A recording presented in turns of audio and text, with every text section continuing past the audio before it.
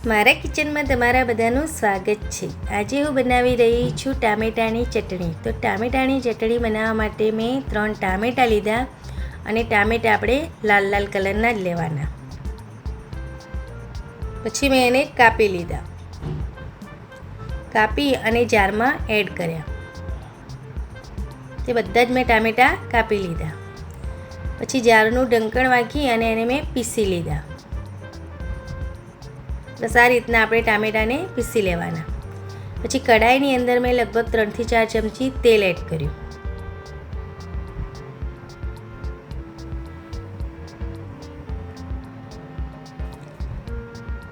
પછી 2 કટકા નાના નાના તજના એડ કર્યા અને 4 જેવા લવિંગ એડ કર્યા, 2 ઇલાયચી એડ કરી અને ઝીણા ઝીણા આદુના કટકા એડ કર્યા।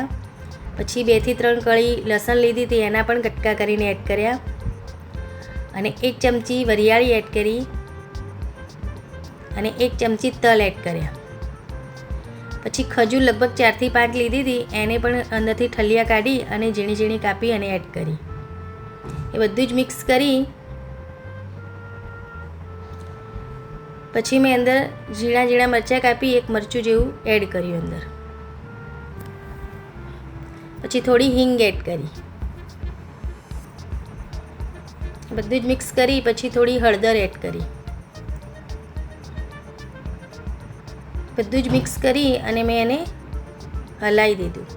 પછી 1 ચમચી મેં જીરું એડ કર્યું, જીરુંને પણ અંદર થવા દીધું। બધું સરસ થઈ ગયું પછી મેં અંદર ટામેટા જે આપણે ક્રશ કર્યા હતા એ અંદર એડ કર્યા।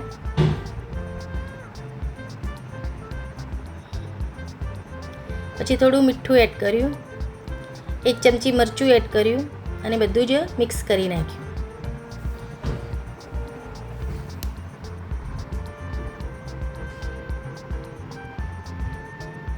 પછી 1 ગોળનો કટકો એડ કર્યો અને બધું જ મિક્સ કરી અને એને ઢાંકી અને થવા દીધું। એને ધીમો તાપ રાખીને આપણે થવા દેવાનું, તેલ છૂટું પડે ત્યાં સુધી એને આપણે થવા દેવાનું અને વચ્ચે વચ્ચે આપણે જોતું રહેવાનું। તો પછી જોયું તો સરસ આપણી ચટણી તૈયાર થઈ ગઈ હતી અને તેલ પણ છૂટું પડવા લાગ્યું હતું, એટલે સરસ આપણી ચટણી તૈયાર થઈ ગઈ। પછી ચટણીને મેં ડીશમાં કાઢી લીધી। આ ચટણી ખાવામાં બહુ ટેસ્ટી લાગે છે। બંને જ ડીશોમાં મેં કાઢી લીધી ચટણી અને ચટણી કેવી સરસ છે, દેખવામાં જ સરસ લાગે છે તો ખાવામાં પણ બહુ સરસ લાગે છે। તો તમે બધા પણ આ ચટણી ટ્રાય કરજો। આવજો।